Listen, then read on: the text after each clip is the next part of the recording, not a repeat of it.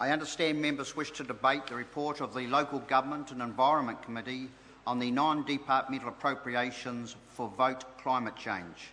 The question is that the report of the Local Government and Environment Committee on the 2011-12 non-departmental appropriations for vote climate change be noted. Dr. Kennedy Graham.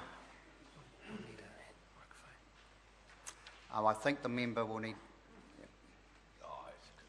Thank you, Mr. Chairman. This year's financial review, I think, reveals as little about the government's budgetary policy on the issue of climate change as it did in previous years. The stated purpose of the bill is to confirm financial matters relating to the 2011-12 financial year. The bill retroactively confirms expenditure incurred by the government for that year. We are about to approve expenditure already incurred in excess of the appropriation then existing, or even without appropriation. So it is important that such confirmation be laid before the House with accuracy and transparency. After all, as the bill explains in the note, quote, "It is a basic constitutional principle that the government can spend public money only in accordance with parliamentary legislation or in other lawful manner." Yet public funds pertaining to climate change are spread across a number of government departments: primary industries, environment, foreign affairs, and trade and treasury, so transparency tends to suffer. The vote climate change non-departmental output classes shown in the LGE report are twofold. Allocation of New Zealand units show net surplus of 1.2 million, and issue of NZ-AAUs under the PFSI, the Permanent Forest Sink Initiative, showed net surpluses of 7.6 million. So why is this? Because the demand for NZUs declined following the weakening of the ETS by this government in 2009. The final gutting of the ETS was in late 2012, before the period under review, but we can all see the effect on New Zealand's climate policy from the 2009 actions. The fact is that New Zealand has never had a genuine climate policy. We have lurched around since the 1990s between trading and taxation. We have never developed a pathway for a quantitative cap up to 2050 or a series of 5-yearly budgets. We gift free allocations without auctioning. We allow in cheapened international credits that force down the domestic price to absurdly low levels. We consciously witness the dysfunctional outcome of a climate policy in the name of the purity of the free market.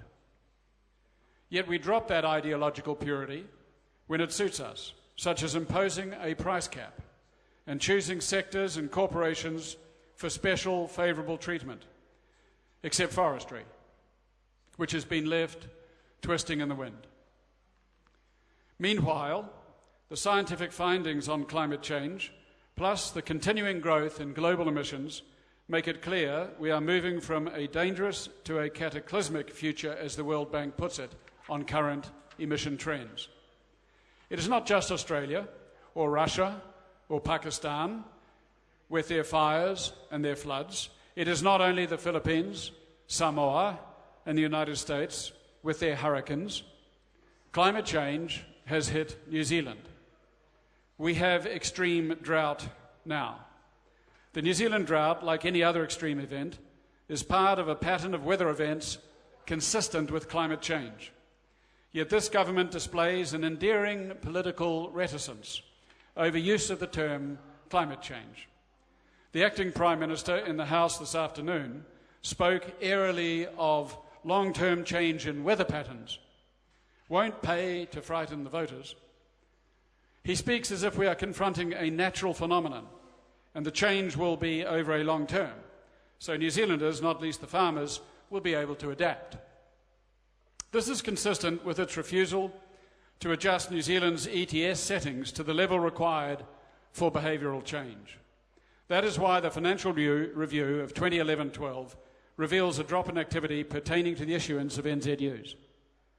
The acting Prime Minister, wittingly or otherwise, conveyed a breathtaking indifference to intellectual honesty and political integrity this afternoon. He affirmed governmental support for farmers in distress from extreme weather in the short term, But in the long term, the farming community must adapt, as it has in the past. He then lumped in households and businesses, just to round the point off.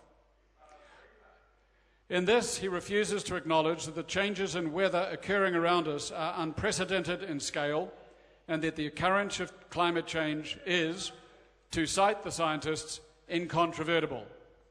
Yet Mr. English wishes to assuage the voters that all they have to do is adapt. Re-election by stealth. The question is that the report of the Local Government and Environment Committee on the 2011-12 non-departmental appropriations for vote climate change be noted. Those of that opinion will say aye. Aye. To the contrary, no. The ayes have it.